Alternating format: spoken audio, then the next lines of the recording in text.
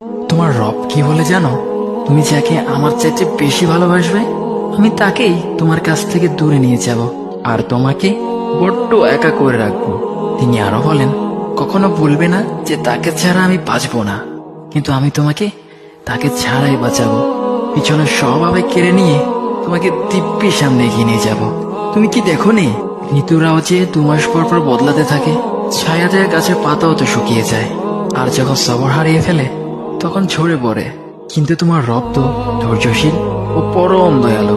তিনি তো সেই ঝরে যাওয়া পাতার ঢাল থেকেও সবুজ পাতা গজান। তুমি কি দেখছো না তোমার স্রষ্টার এই নিদর্শন? যে মানুষটাকে তুমি নিজের জীবনের চাইতেও বেশি ভালোবাসতে, সেই মানুষটাও একদিন অচেনা হয়ে যায়, তোমার মন ভেঙে যায়, এমনকি বন্ধুর শত্রুতে পরিণত হয়।